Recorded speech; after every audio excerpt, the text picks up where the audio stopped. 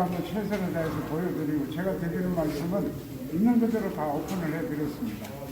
오늘 여러분을 모시고 보여드리기에 저는 이름은 박명선입니다. 박수 치시죠.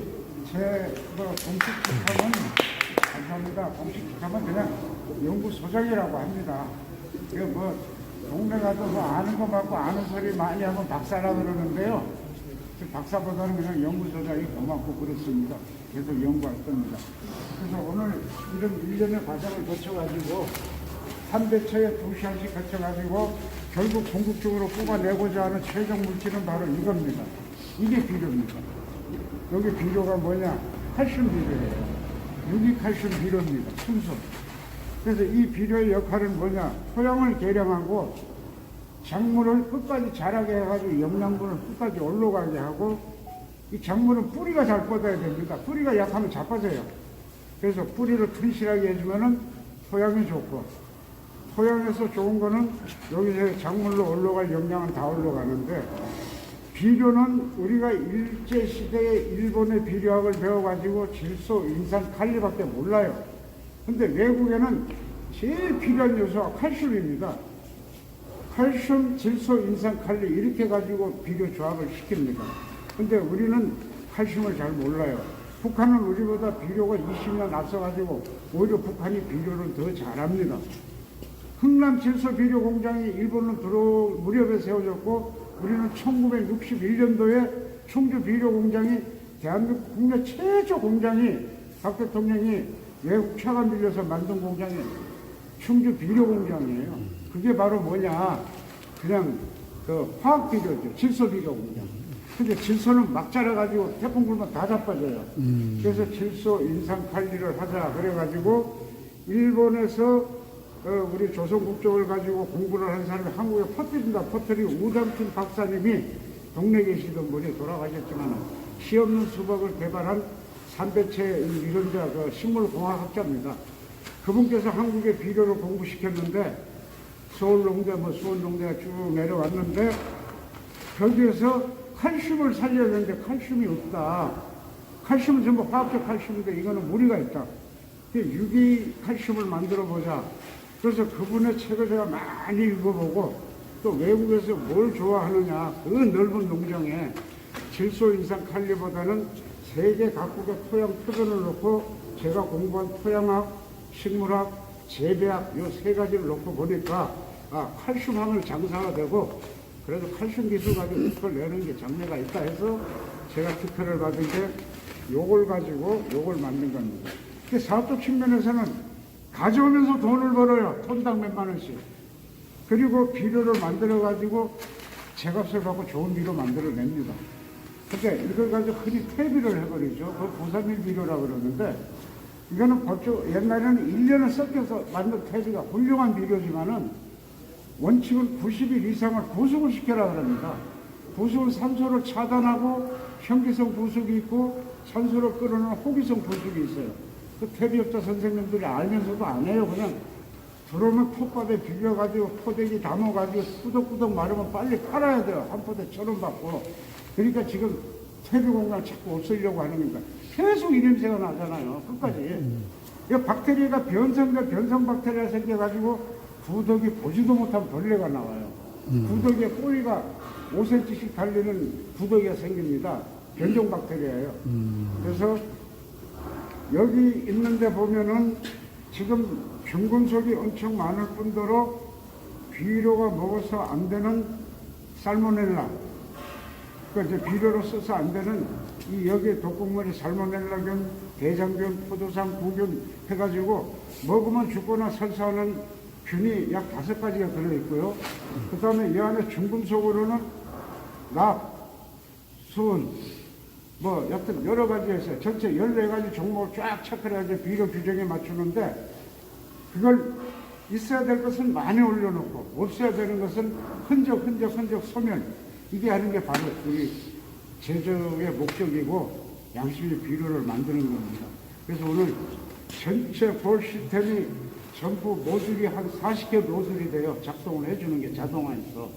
그 중에서 가장 핵심인 요걸 일단 해놔야 가공하고 뭐 분말치고 요렇게 하고 하는 그것은 하나의 생산 공정일 뿐이고, 이것은 배합, 융합할 수 있는 그 핵심적인 부분을 여러분께 보여드립니다. 원래는 2시간만 하면은 비료로 바뀌어요. 그 중에서 1시간만 하고 나면은 냄새가 안 납니다. 알칼리가 pH 6.5가 토양에 제일 좋은 중성이라고 그러는데, 요게 나오면은 pH 11 내지 10이 된 비료가 나옵니다. 토양의 산성이 pH가 3.3, 4 요 정도 됩니다. 그리고 요 비료 10일짜리가 들어가가지고 토양의 3.3, 3.5. 그 다음에 요게 들어간 게 한 10일 정도 들어가가지고 같이 섞여가지고 6에서 6.5가 가장 좋은 땅이에요. 시령에 살고 땅방에 살고 유기농법을 한다는 게 바로 그겁니다. 그래서 그게 안 되니까 유기농법을 한다고 비료를 뒷다 쳐버려요, 화학비료를. 원래 화학비료는 비 온 날은 하루가 효과고 놔두면 일주일이면 효능이 끝납니다. 처음에는 비료로서 여러 가지 화학적 요소가 들어가죠. 들어가는데 이게 토양과 합성이 돼가지고 결국 마지막에 축성되는 거는 산으로 바뀝니다. 우리 우유 먹으면 빠질 때는 산이 되듯이 똑같아요. 그래서 화학 비료를 자꾸 쓰니까 토양이 망가진다고 소리가 나오게 되는 거예요. 그래서 이것은 쉽게 말하면 비료법상에는 석회 처리 비료, 부산물 비료가 아닙니다. 비료에 속하는 보통 비료군에 속하고 한국 비료법 제11항에 보면은 석회 처리 비료로 시험을 하게 돼 있고 거기에 대한 성분을 받게 돼 있습니다. 그리고 음식물로 만들어도 된다 하고 나와 있습니다. 법적으로 아무런 문제가 없어요. 유통에도 문제 없고 수출에도 문제 없어요. 그래서 이것은 미국의 HS 규정 따라 가지고 물건을 보낼 수 있느냐, 이 비료를 통과가 되고 FTA 규정을 받을 수 있느냐, 규정 받을 수 있다 가지고 와봐라 해가지고 브라질하고 미국의 볼리비아까지 토양 구조에 맞게 했을 때 효과가 좋은 데는 효과가 있더라. 이거 만들면 한번 사서 써보고 싶다 하는 의견은 제가 받고 있습니다. 그 정도로 되어 있고, 그래서 오늘 여기 들어가는 건 대충 보면 뭐 그냥 집어넣는 게 아니고 약장사 같지만 몸은 좀 들어간다고 말씀을 드릴게요. 오픈 다 하겠습니다. 그래서 한 번 하면은 원칙이 2시간인데 빨리 가면 빨리 갈 수도 있고요. 하여튼 2시간 후면은 이렇게 가공이 된다는 겁니다. 포장이 돼요. 갖다 잴 수가 있어요. 그러면은 그날 들어온 거 애지간하면 그날 100톤은 생산하죠. 비료 만들죠. 그래서 상업적으로, 그래서 이걸 처리하면서 받아들이고 팔면서 제품 생산이 되고, 또 그거는 이제 국가가 구현하고자 하는 환경, 앞으로 전체 나라적 문제가 되잖아요. 그래서 자원순환이라는 용어도 만들고, 재활용해서 자원순환으로 가고, 버려지는 걸 가지고 자원을 만들고, 뭐 외화 가동률이 어쩌고 하는데, 요거 하나만 해도 충분히 돼요. 그래서 저는 여기 설비라든가 이런 부분에 대해서는 뭐 직접 검증을 해봤고, 이 작물 뿌려가지고 재배 시험을 2년간 거쳤고, 그래서 비료로 등록이 되고 하는 겁니다. 그래서 제가 시작한 지는 총 2000년, 2001년부터 본격적으로 시작해가지고 석회 처리 비료가 2002년에 정부 농촌기능청 반보 고시로 해가지고 이거 비료 맞다 해가지고 등록이 된 겁니다. 그래서 인정을 해주시고 한번 만들어보세요. 음식물만 하느냐? 저는 음식만 해가지고는 답이 없어요. 버려지는 건 워낙 많은데, 해상 폐기물, 예를 들어 뭐 양식장 죽은 어패류, 그 다음에 바닷가에 떠내려오는 해초, 이 처리 못해 썩어가지고, 그것도 나중에 생물인 것 같지만 동물입니다. 해초가 프랑크톤하고 엉켜있기 때문에 냄새가 엄청나요. 그거, 그 다음에 또 보면은 불껍질 폐각 종류가 많지 않습니까? 폐각은 폐각대로 방법을 찾아냈고, 생선 같은 것은 아미노산 계열의 비료를 만들어버려요. 도살장 쓰레기, 그 다음에 뭐 이런 것도 농축산물 폐기 소똥, 제일 문제가 돈분입니다. 냄새도 못 없어요. 돈분도 처리 가능합니다. 그 다음에 개분, 이것까지 해가지고 인성분도 중화시켜서 비료를 만들고, 닭똥은 인이에요. 많이 보면 열이 나가지고 죽어버려요, 씨가. 그걸 모르고 하면 큰일 납니다. 그런 것도 조정이 다 가능하고, 우리 그 기술로. 그 다음에 석유화학공단에 가면 엄청난 양이 나오는데 무기물과 유기물이 나와요. 정제 후에 최종. 그래서 무기물은 자기네들이 버립니다. 돈 주고. 근데 유기물은 이거 뭐 화력발전소에 뭐 저기 형성해가지고 뭐 RF든가 뭐 FRD로 만들어가지고 화력발전소 연료를 엮는다, 뭐 엮는다. 물론 되는데 열량이 그만큼 안 나요. 타긴 타요. 그래서 그것도 안 되는 소리고 그걸 가지고 바꾸자. 거기 나오는 유기물을 가지고 비료가 약하면 토양을 개량하자. 토양 성분으로 바꿀 수가 있어요. 토양 개량제. 그 다음에 저 공단의 하수 종말 처리장에서는 그건 만들어가지고 등록을 해야 되는데 농촌 하수 종말 처리장은 그건 바로 만들어도 비료 등록이 됩니다. 쓰러지죠. 그 쓰러지 가지고도 비료가 되고. 그래서 한 공장의 한 설비로 탱크를 각기 다르게 하고 촉매를 다르게. 그래서 저 연구실에서 항상 그걸 보고 체크를 하죠. 요 성분은 뭐가 들었다. 없애자, 안틸, 깨자, 분리하자. 요거 하는 게 제가 이제 전문으로 생각을 해보고 있는 겁니다. 그래서 일단 오늘 음식물이라는 소재를 가지고 냄새도 없애고 색깔도 바꾸고 건조하고 하면 이렇게 가공이 되는데 할 수 없으니까 일단 나오는 상태에서 보시고 냄새가 과연 있는지 형태가 있는지 색깔이 어떻게 바뀌는지 그거까지 보시고 시접도 해주시고 작업도 해주시고 하면 시접 답변을 드리고 그렇게 끝내죠. 그렇게 하겠습니다. 고맙습니다. 지금 0.90 0.77 나옵니다. 염도가 높다는 소리거든요.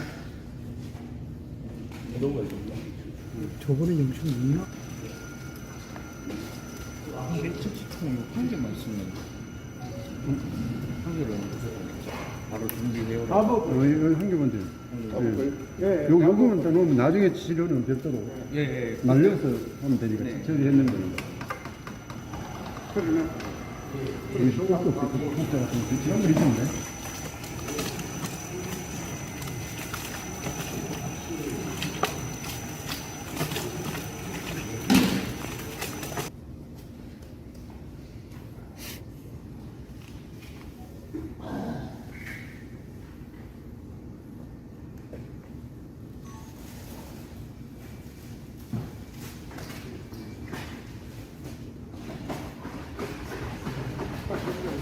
문제가 없는데 뿐만 아니라 시간이 없어 안 되니까 안 하는 거 같잖아.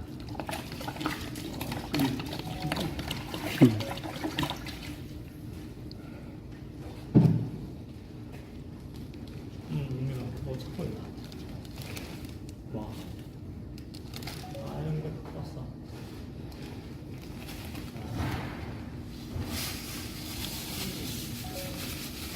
조금 넣으면 안 돼요.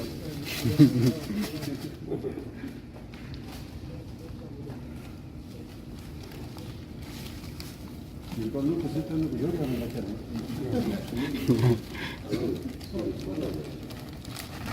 물은 되게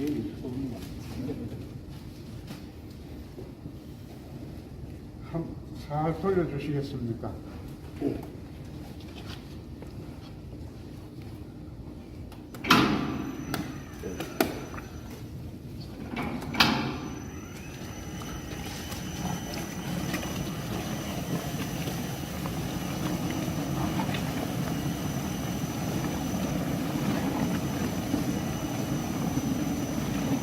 자, 보시죠. 보글보글 끓죠. 지금 반응이 됩니다.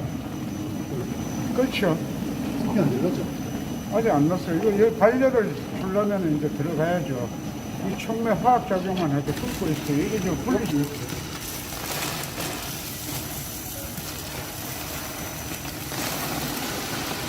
나요. 수도. 역으로 돌려. 빠꾸.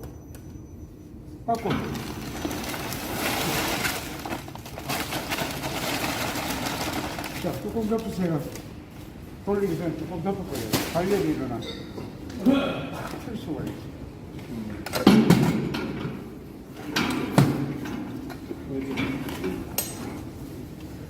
제대로 안 되는데. 안 맞아.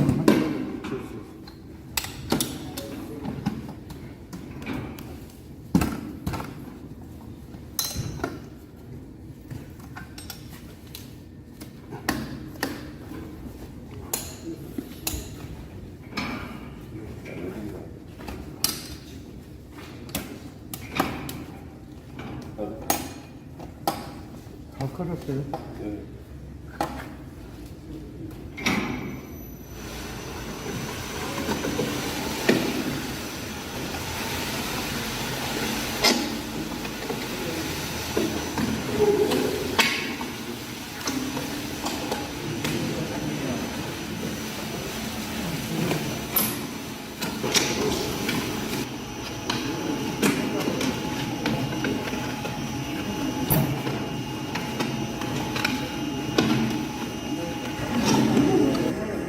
아, 반죽 맛있게 됐네, 이거.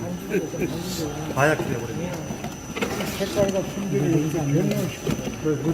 또 완전 색깔이 되겠네. 그러니까 이거 누가 넣어서 넣지, 땅에 넣어서 뜯으면 가서 이렇게 됐어요.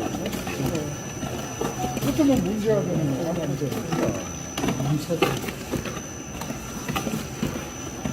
밀가루 만든 거. 냄새 안 나면 아까 그 바탕냄새 갈래띠.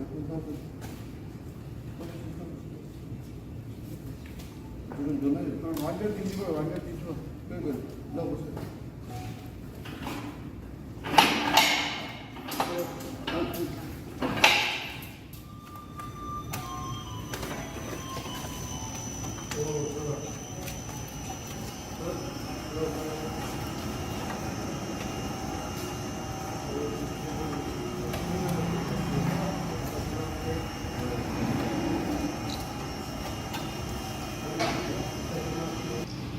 입술잖아요. 예, 이렇게 그냥 다 보세요. 왜냐면 시료를 갈 때 수분이 많으면은 또 측정에 오류가 많이 생깁니다. 수분 한 제일 좋은 한 20% 미만 갈 때가 제일 좋아요.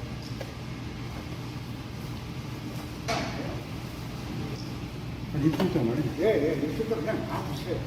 왜냐면 시료를 갈 때 수분이 많으면은 또 측정에 오류가 많이 생깁니다. 수분 한 제일 좋은 한 20% 미만 갈 때가 제일 좋아요.